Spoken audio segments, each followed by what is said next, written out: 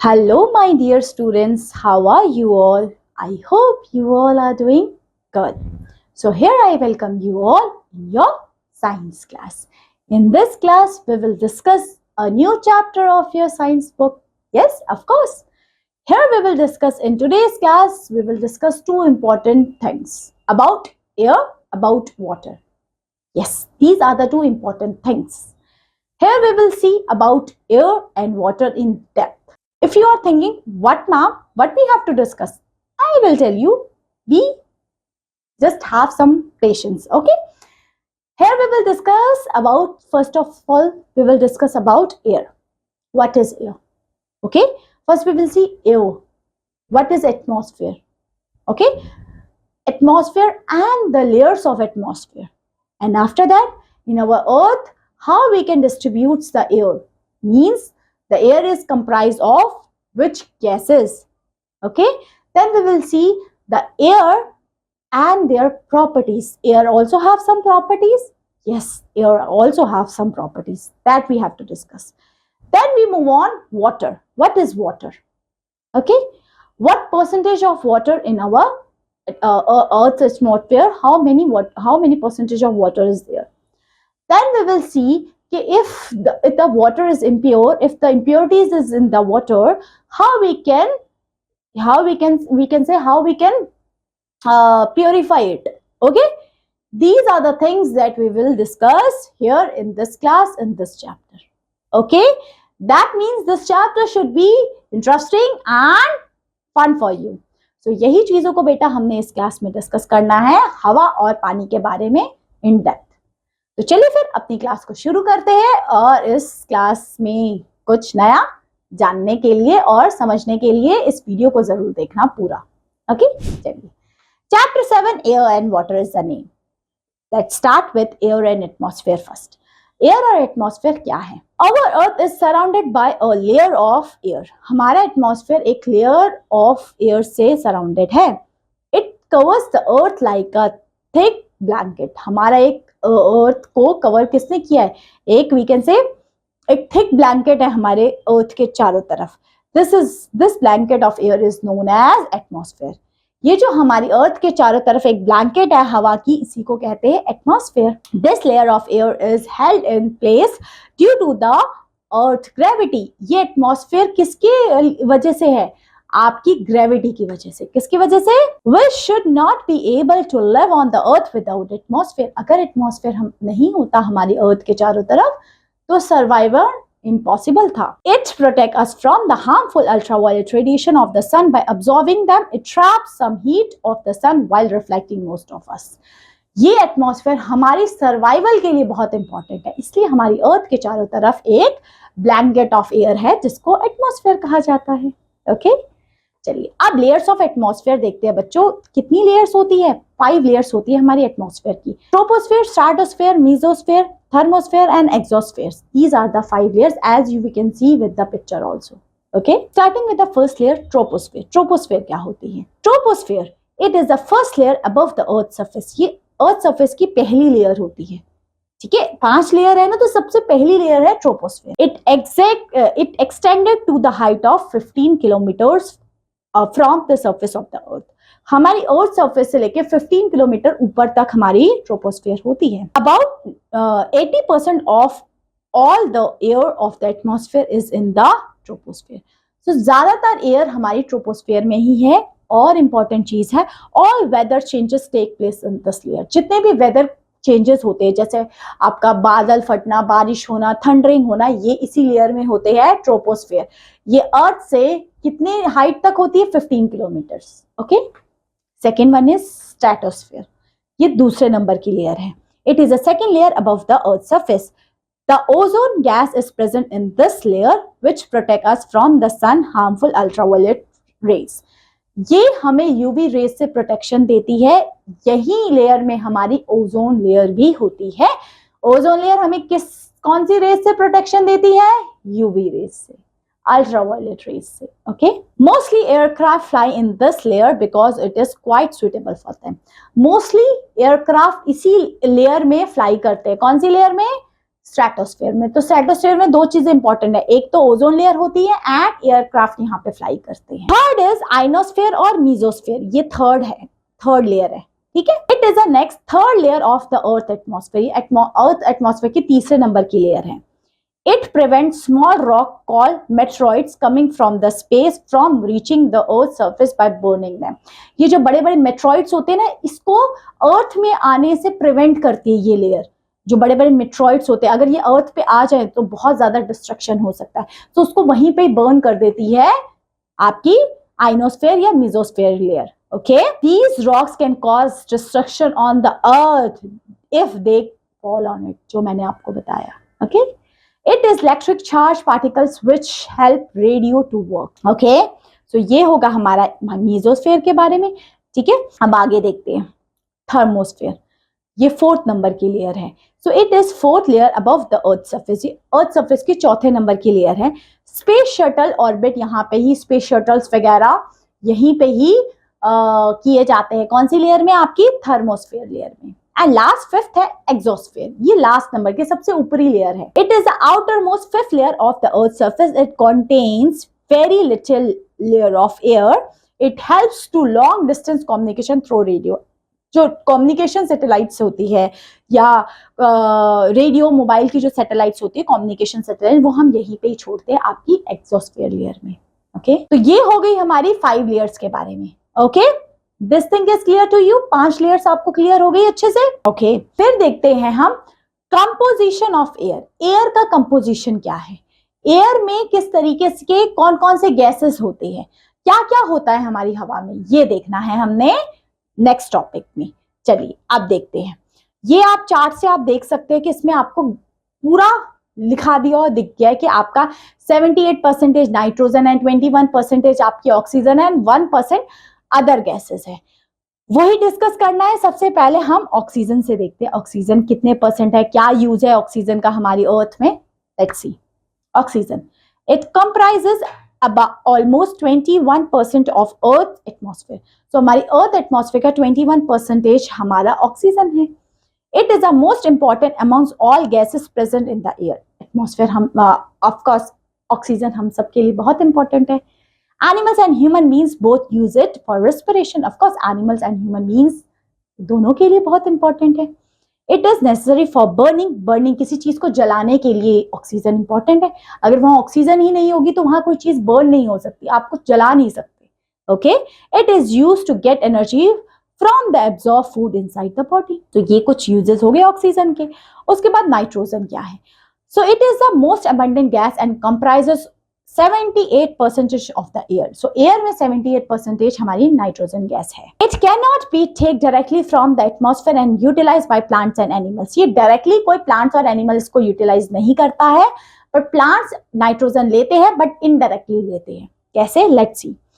Plants take in nitrogen from the soil which with the help of some bacteria as they cannot take it nitrogen directly. जो मैंने आपको बताया, plants nitrogen soil से लेते हैं जो बैक्टीरिया रिलीज करती हैं, और यही नाइट्रोजन को यूज करते हैं plants. They can get it from the food they have eat. Okay, next हम थर्ड गैस है carbon dioxide, CO2 gas. So it comprise almost 0.03% हमारी CO2 गैस होती है। It is the important gas off the plants. Plants के लिए CO2 gas बहुत important है, हम सबको पता है। Okay, green plants make their food from carbon dioxide and water in the presence of sunlight by the process of photosynthesis. हम सबको पता है प्लांट्स को खाना बनाने के लिए CO2 गैस, हवा, पानी चाहिए, तो वो खाना बना सकते हैं, है ना। So carbon dioxide is also important for to maintaining the earth temperature. Earth temperature को मेंटेन करने के लिए भी CO2 गैस बहुत बहुत इंपॉर्टेंट है। ओके, अब कुछ अदर गैसेस देखते हैं, इनके अलावा भी कोई गैसेस होती है। लेट्स सी।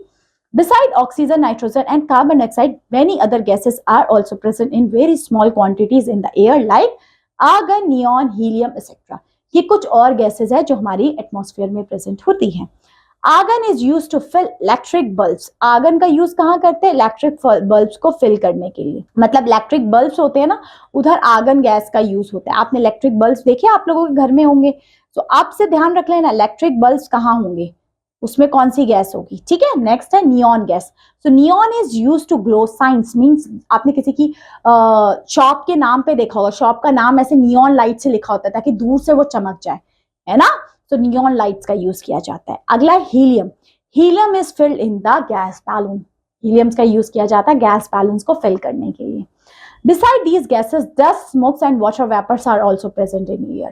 ये है ही हमारे एयर में, बट और भी कुछ चीजें हैं हमारे एयर में जो है डस्ट पार्टिकल, स्मोक्स। अब आगे देखते हैं आपका वाटर वेपर भी जो हमारे एटमॉस्फेयर में है वो क्या है। So air also contain water vapours, हवा में वाटर वेपर्स भी होते हैं। So most of the water vapor present in the atmosphere is the form of evaporation. Evaporation की वजह से ज्यादातर water vapors हमारे environment में होते हैं। अगला है smoke and dust particle. कुछ smoke and dust particles भी हमारे atmosphere में होते हैं, और ये smoke and dust particles किसकी वजह से होते हैं, जो भी ये बस और जो भी व्हीकल से smoke वगैरह निकलता है, इसी की हेल्प से हमारे एटमॉस्फेयर में ये स्मोक, ये डस्ट पार्टिकल्स होते हैं। ओके, सो ये सब चीजें हमारे एयर में होती है, चाहे ऑक्सीजन हो, कार्बन डाइऑक्साइड हो, नाइट्रोजन हो, चाहे डस्ट पार्टिकल्स हो, ये सारी चीजें हमारे कहाँ होते हैं, एटमॉस्फेयर में। ओके, आगे देखते हैं बेटा प्रॉपर्टीज ऑफ एयर। एयर की कौन कौन सी प्रॉपर्टीज होती है। फर्स्ट प्रॉपर्टी है air occupied space. Air space occupied करती है, मींस एयर जगह लेती है। ऑफ कोर्स आप बैलून को ब्लो करते हो, आप बैलून को फुलाते हो, है ना, आप इतना फुलाओगे तो इतना स्पेस लेगा, और बड़ा फुलाओगे तो इतना स्पेस देगा। तो इस तरीके से बैलून स्पेस को इंक्रीज डिक्रीज करता है। Okay, so this can be easily observe when we blow air in the balloon. जब आप बैलून में एयर भरते हो, या आप देख सकते हो कि हवा, बैलून स्पेस लेता है, इट गेट्स बिगर। व्हाई? अब बैलून बिगर कैसे होता जाता है? This is because the air we fill start occupying space inside the balloon and grow in size. Of course जब भी आप हवा भरते हो तो वो अपना साइज को इंक्रीज करता है। Air take up space in the balloon. Of course air space लेता है बैलून में, तभी तो वो इन्फ्लेट होता है, इन्फ्लेशन होता है। मींस इन्फ्लेट मींस बैलून फूलता है ना। चाहे आप मैट्रेसेस ले लो, चाहे फुटबॉल ले लो, चाहे बैलून ले लो, वो चीज फूलती कब है? जब उसमें हवा जाती है। दैट मीन्स एयर स्पेस लेती है। अगला है air has a weight. Air का भी कोई वेट होता है आपके हिसाब से, बताओ, होता होगा? बिल्कुल होता है। आप इन दो ऑब्जेक्ट को देखिए, एक छोटा सा बैलून है और एक बैलून में हवा भर दी तो वो नीचे चले गया, मींस उसमें वेट हो गया, उसका वेट हो गया। Okay, so air has weight. Air का कोई वेट होता है। Air is made up of matter, therefore it has weight. Of course हवा का एक वेट होता है। This can be easily seen by comparing the weight of a deflated object with inflated object। जो आपने बताया, एक deflated object means जिसमें हवा नहीं है, और एक inflated object means जिसमें हवा है। इन दोनों को कंपेयर करोगे तो आप इजीली बता पाओगे, बिल्कुल बता पाओगे। तो इससे हमें पता चला कि एयर के पास एक स्पेस है, एयर एक स्पेस लेती है। ओके, आगे देखते हैं। Air exert pressure. एयर अपने ऊपर एक प्रेशर भी एक्सर्ट करती है, वो क्या है? Let's C. We know anything that has weight exert pressure. Air also has weight and pressure. Air के पास weight और pressure दोनों है। Air exert pressure in all direction. Air जो अपना pressure लगाती है वो हर direction में लगाती है। The pressure exerted by air is necessary for many activities like talking in a liquid through a straw. आपने देखा है ना, straw में आप बात कर रहे हो, filling ink, जब ink में देखते हो आप ऐसे ऐसे करके फूंक मारते हो, ऐसे फैलता है। इस तरीके से आप देख सकते हो कि एयर एक प्रेशर लगाता है। ओके, आगे देखते हैं। Air is needed for burning. किसी चीज को बर्न करने के लिए, जलाने के लिए भी हवा की जरूरत पड़ती है। So air consist of oxygen with supported burning. Air में ऑक्सीजन होती है, ऑक्सीजन से बर्निंग होती है ना। सो this can be seen with the help of simple activity. आप इससे देख सकते हो, आप ये तो एक्टिविटी खुद भी करके देख सकते हो, मतलब खुद इन सेंस अपने घर पे अगर आपके मम्मी पापा हो कि ग्लास में आपने एक कैंडल रखी, उसके ऊपर ग्लास रख दिया, वो बुझ जाएगी, ठीक है, क्योंकि क्या करता है, ऑक्सीजन नहीं मिलेगी उसको, ऑक्सीजन नहीं मिलेगी तो वो बंद हो जाएगी। That's it. Okay, fifth one is air is needed for breathing. हाँ, सांस लेने के लिए तो हवा चाहिए ही। Okay, all human, animals and plants need air to breathe. सबको हवा चाहिए। एयर कीप्स अस अलाइव, हमको जिंदा रखने में हवा ही तो हेल्प करती है. So press your nose and close your mouth, wait for some time. What do you feel? You start feeling uncomfortable because we can not breathe without air. Of course आप नाक थोड़ी देर ही बंद करो, आपको बहुत अनकंफर्टेबल फील करेगा, क्योंकि हमें सांस लेना पड़ता है, हमें सांस लेना, हमें ऑक्सीजन की जरूरत होती है. ठीक है, सो हमें सांस लेने के लिए हवा काम करती है. ये सब हो गया हवा के बारे में. आई एम होपिंग सो हवा के बारे में तो आपको क्लियर हो गया है. चलिए अब वाटर के बारे में देखिए. Let's see water. Like air, water is also essential for life. जैसे हवा इंपॉर्टेंट है, वैसे पानी भी बहुत बहुत इंपॉर्टेंट है. It covers above 70% of the earth surface. हमारी अर्थ सर्फेस का 70% पानी ही है. It is found on the earth in different sources like sea, oceans, lakes and ponds. हमको पानी यही सब जगह पे मिलता है. It is found underground and in the air. Air में भी पानी है वाटर वेपर की फॉर्म में, और पॉन्ड्स, तालाब, रिवर्स में तो पानी है ही. Rain is the main source of water. Rain है मेन सोर्स ऑफ पानी का. We need water for our day to day requirements for drinking, cleaning and cooking and washing. बिल्कुल. अब वाटर में कुछ इम्प्योरिटीज होती है. इम्प्योरिटीज मीन्स कोई इम्प्योरिटीज क्या हो सकती है, कोई जर्म्स है ना, कुछ ऐसी चीजें जो ठीक नहीं है. अब उसको रिमूव कैसे करें? सबसे पहले इम्प्योरिटीज देखते हैं. कुछ सॉल्युबल इम्प्योरिटीज है, कुछ इनसॉल्युबल इम्प्योरिटीज है. ठीक है, सॉल्युबल इम्प्योरिटीज मींस अगर वो पानी में घुल जाए तो आप पता नहीं लगा सकते कि पानी में आपने नमक घोला कि चीनी घोली. समझे? वो होगी सॉल्युबल इम्प्योरिटीज. इम्प्योरिटीज तो है, कुछ तो आपने डाला पानी में, पर आप पता नहीं कर पाओगे क्योंकि वो पानी में घुल जा रही है. अगला है इनसॉल्युबल इम्प्योरिटीज. मींस ऐसे इम्प्योरिटीज जो पानी में घुलती नहीं है. जैसे आपने पत्थर डाल दिया, मिट्टी डाल दी, सीमेंट डाल दिया, रेत डाल दी, वो घुलेगी नहीं, वो नीचे जाके बैठ जाएगी. वो है इनसॉल्युबल, वो पानी में घुलती नहीं है. They are called insoluble impurities. तो सॉल्युबल एंड इनसॉल्युबल क्लियर हुआ. आगे देखते हैं प्योरिफिकेशन ऑफ वाटर. वाटर को प्योरीफाई करना है तो कौन कौन से स्टेप्स फॉलो कर सकते हैं? Let's see.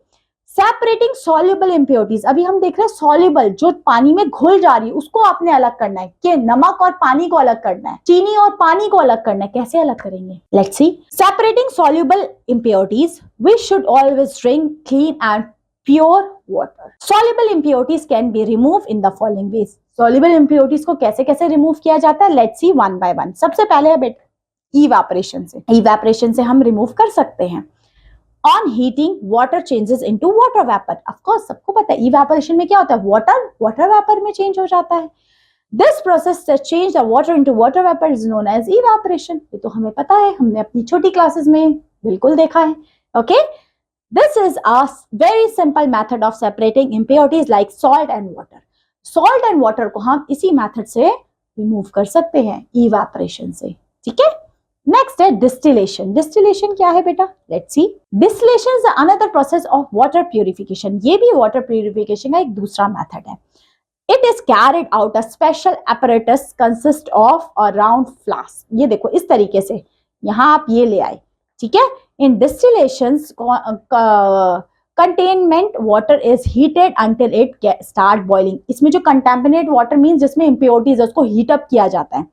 This boiling water slow changes into steams leaving behind the impurities of the flask. ये steams में उड़ जाएगा और जो impurities होगी वो नीचे ही रह जाएगी. Okay? This steams then passes through a condenser and get cooled, therefore turning back into liquid form. This clean water can be collected for receiving flask. इस तरीके से हम distillation किया करते हैं. ये थोड़ा chemically हो गया. ठीक है. अब हम देखते हैं जब हम soluble, we can say soluble impurities को देखा, अब insoluble impurities को कैसे अलग किया जाए. सबसे पहले बेटा सेडिमेंटेशन. ये क्या है मैम? लेट्स सी सेडिमेंटेशन क्या है. देखिए, setting down of heavy insoluble impurities present in the water. Mean sedimentation, जैसे पानी में मिट्टी डाल दी, इसको थोड़ी देर बिना टच करे छोड़ दो, जो मिट्टी होगी वो नीचे बैठ जाएगी. इसी को बोलते हैं सेडिमेंटेशन. क्या कहते हैं बच्चा? Sedimentation. Clear? Okay, so in this method, let water stand for some time. Impurities that are heavier than water settle at the bottom. जो इम्प्योरिटीज पानी से हैवी होगी वो नीचे बैठ जाएगी. और ऐसा ही होता है, आप ये खुद करके देखना. ग्लास में मिट्टी डाल देना, पानी वाले ग्लास में मिट्टी नीचे बैठ जाएगी क्योंकि वो हैवी है पानी के वेट से, इसलिए वो नीचे बैठ जाती है. This method is mostly used to remove sand from water. ज्यादातर मिट्टी और पानी को अलग करने के लिए ये किया जाता है। सेकंड है डिसेंटेशन। डिसेंटेशन में क्या हुआ, कुछ नहीं, जो साफ पानी था ना ऊपर का, वो आपने दूसरे कंटेनर में डाल दिया और नीचे नीचे की मिट्टी अलग रहने दी, इसको बोलते हैं decantation. So when the insoluble impurities settle down at the bottom, the water above become clear. Of course उसकी इम्प्योरिटीज नीचे है तो ऊपर वाला पानी क्लियर होगा। So this process of pouring out the clean water into another vessel is known as decentation. इसी process को decentation कहते हैं। नेक्स्ट है थर्ड filtration. Filtration में क्या होता है, this method of purifying water by using funnel and a filter paper, जिसमें funnel या filter papers का यूज कर लिया जाए, funnel या filter paper का, उसको filtration कहते हैं। ये देखो यहाँ filter paper लगाया आपने, तो आप जो भी डाल रहे हो यहाँ filter paper में वो प्योरीफाई होके और यहाँ प्योरीफाई पानी जा रहा है, समझे? तो ये है प्योरिफिकेशन, ये है filtration. Okay, so nowadays household use water filters and purifying clean water bye chlorination. Chlorine डाल के पानी को साफ किया जाता है आज के टाइम पे। सो ये था आपका चैप्टर जिसमें हमने एयर एंड वाटर को बिल्कुल अच्छे से देखा। समझ में आया? चलिए अब कुछ क्वेश्चन आंसर करते हैं ताकि इस चैप्टर को बढ़िया तरीके से समझ पाए। सबसे पहले बताइए, almost 21% of earth is oxygen. Next, second, the air around the earth is known as atmosphere. जो एयर है, ब्लैंकेट ऑफ एयर, इसको तो एटमॉस्फेयर कहते हैं। एयर एक्सर्ट, एयर क्या एक्सर्ट करती है? Pressure. Okay, air exert pressure हमने देखा था। 78% कौन सी गैस है? नाइट्रोजन गैस है। Fifth, the change of water into water vapour is known as evaporation. Sixth, soluble impurities can be remove by, soluble जो पानी में घुल जा रही है उसको कैसे रिमूव कर सकते हैं? सॉल्युबल इम्प्योरिटीज, सॉल्युबल मीन जो पानी में घुल जा रही है, देखा था हमने। ये देखो जो सॉल्युबल है, वी कैन से सबसे पहले हमने सॉल्युबल को इसमें इवेपोरेशन डिस्टिलेशन में किया था हमने, है ना?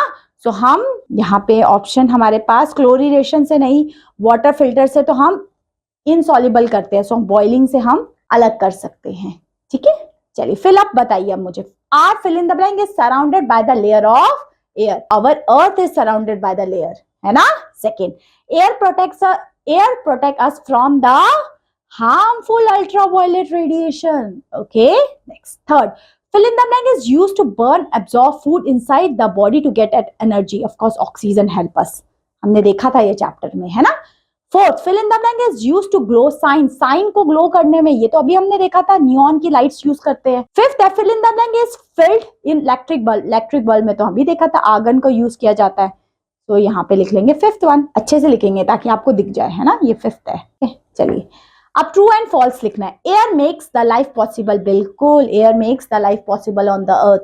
बिना हवा के तो कुछ चीज पॉसिबल नहीं है। मीजोस्फीयर इलेक्ट्रिक चार्ज, बिल्कुल सही। मीजोस्फीयर या आइनोस्फीयर, इसमें इलेक्ट्रिक चार्ज पार्टिकल्स होते हैं, बिल्कुल सही बात की गई है। एयर ऑक्सीजन कंप्राइज ऑलमोस्ट 21%, बिल्कुल सही बात है। ऑक्सीजन 21% है हमारी अर्थ में। Next, the pressure exerted by the air is necessary in many activities, बिल्कुल सही बात है। And last, all human, plants and animal need air to breathe. सारे सही हो गए, इधर तो सारे ट्रू हो गए। सही मतलब सारे ट्रू हो गए ये। नेक्स्ट बताइए। अच्छा और भी है, दो और है। Salt is insoluble impurity, salt is soluble impurities, बिल्कुल सही। सॉल्ट पानी में घुल जाता है, हमें पता ही नहीं चलता। Next, fifth, mud, twig and stone are insoluble, ये भी सही। मीन सारे ट्रू हो गए आज तो हमारे, है ना? चलिए अब मैचिंग करते हैं। मैचिंग तो इजी होने वाला वैसे तो। चलिए बताइए, ट्रोपोस्फेयर सबसे पहली लेयर होती है। चलो सबसे पहले मुझे बता दो, ये रही 80% हवा ट्रोपोस्फेयर में ही होती है। स्ट्रेटोस्फेयर में एयरक्राफ्ट फ्लाई करता है। आइनोस्फेयर में क्या होता है? इलेक्ट्रिक चार्ज पार्टिकल होते हैं। थर्मोस्फेयर में क्या होता है? स्पेस शटल को किया जाता है। And exosphere long distance communication satellite launch की जाती है। चलिए आप क्वेश्चन आंसर्स बताइए। What do you understand by air and atmosphere? अच्छे से बता देंगे। Air and atmosphere, blanket of air is known as atmosphere and air is odourless, colourless and tasteless. We can not taste, feel, taste it, or we can say see it, but we can observe the air. Okay, next, what is stratosphere? The second layer of the earth atmosphere is known as stratosphere, and it's useful to jet flying the aircraft. This layer is important. Okay, third, we would not be able to live on earth without atmosphere. बिल्कुल, हम atmosphere के बगैर क्यों नहीं रह सकते? क्योंकि अगर एटमॉस्फेयर नहीं होगा तो हार्मफुल रेडिएशन हमारी अर्थ पे आएगी और हमारी लाइफ हो जाएगी खराब, और हमारी वी कैन से हमें स्किन कैंसर्स हो जाएंगे, हमारी बर्निंग इश्यूज हो जाएंगे अगर हमारी वो हार्मफुल रेज हमारी अर्थ तक आ जाए तो। नेक्स्ट है एक्सप्लेन सेडिमेंटेशन एंड डिसेंट्रेशन। तो अभी हमने देखा था किस तरीके से इनसॉल्युबल इम्प्योरिटीज को अलग किया जाता है, तो ये आप तो बता सकते हैं। अब ये तो आपका होमवर्क है, ये डेफिनेशन आप लोग लिखेंगे। इवेपोरेशन का, डिस्टिलेशन, ह्यूमिडिटी क्या होती है, ये हमने देखा है, ठीक है। लास्ट इसमें तो टिक करना है। Air, the air pressure is measure by barometer, से हम एयर प्रेशर को मेजर करते हैं। Water leaving the sediment behind is known as filtration. We breathe in oxygen and breathe out carbon dioxide. So ये था आपका पूरा का पूरा chapter. I am hoping so this chapter is totally clear to you. So that's all my dear learners for watching this video. Have a great day. Bye bye.